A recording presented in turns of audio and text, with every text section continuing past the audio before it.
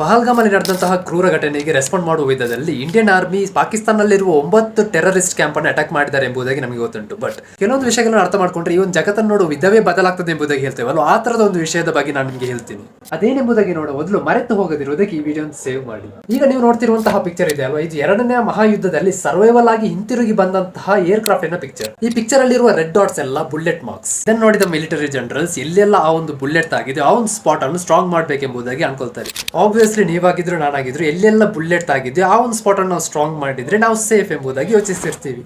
ಆದ್ರೆ there is a smart mathematician called Abraham ವಾಲ್ಡ್.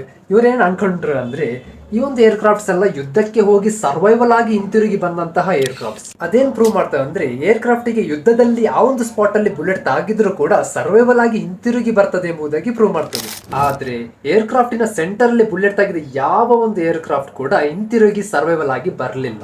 ಅದರ ಅರ್ಥ ಸೆಂಟರ್ ಅಲ್ಲಿ ಬುಲೆಟ್ ತಾಗಿದ ಎಲ್ಲಾ ಏರ್ ಕ್ರಾಫ್ಟ್ ವಾರ್ ಫೀಲ್ಡ್ ಅಲ್ಲೇ ಡ್ಯಾಮೇಜ್ ಆಗಿ ಕೆಳಗೆ ಬಿದ್ದಿದೆ. ಸೊ ಫಸ್ಟ್ ಮಿಲಿಟರಿ ಅವರು ಎಲ್ಲಿ ಸ್ಟ್ರಾಂಗ್ ಮಾಡ್ಬೇಕಂದ್ರೆ ಬುಲೆಟ್ ಮಾರ್ಕ್ಸ್ ಇರುವ ಸ್ಪಾಟ್ ಅಲ್ಲಿ ಅಲ್ಲ, ಬುಲೆಟ್ ಮಾರ್ಕ್ಸ್ ಇಲ್ಲದೆ ಇರುವ ಸ್ಪಾಟ್ ಅಲ್ಲಿ. ಸೊ ಇದನ್ನೇ ಸರ್ವೈವಲ್ ಶಿಪ್ ಬಯಾಸ್ ಎಂಬುದಾಗಿ ಹೇಳ್ತಾರೆ. ಬೇಸಿಕಲಿ ಇದು ಏನ್ ಕನ್ವೆ ಮಾಡ್ತಾರೆ ಅಂದ್ರೆ ನಮ್ಮ ಕಣ್ಣಿಗೆ ಕಾಣುವ ಇನ್ಫಾರ್ಮೇಶನ್ ಅನ್ನು ಇಟ್ಕೊಂಡು ಮಾತ್ರವೇ ನಾವು ಡಿಸಿಷನ್ ತೆಗೆದ್ರೆ ಮೋಸ್ಟ್ ಆಫ್ ದ ಟೈಮ್ ಆ ಒಂದು ತೆಗೆದ ಡಿಸಿಷನ್ ತಪ್ಪಾಗಿ ಇರ್ತದೆ ಎಂಬುದಾಗಿ. ಯಾಕೆಂದ್ರೆ ನಾವು ವಿನ್ ಆಗಿ ಟಾಪ್ ಅಲ್ಲಿರುವವರನ್ನು ಮಾತ್ರ ಕನ್ಸಿಡರ್ ಮಾಡ್ತೀವಿ, ಸೋತವರನ್ನು ನಾವು ಕೇರ್ ಮಾಡುವುದೇ ಇಲ್ಲ.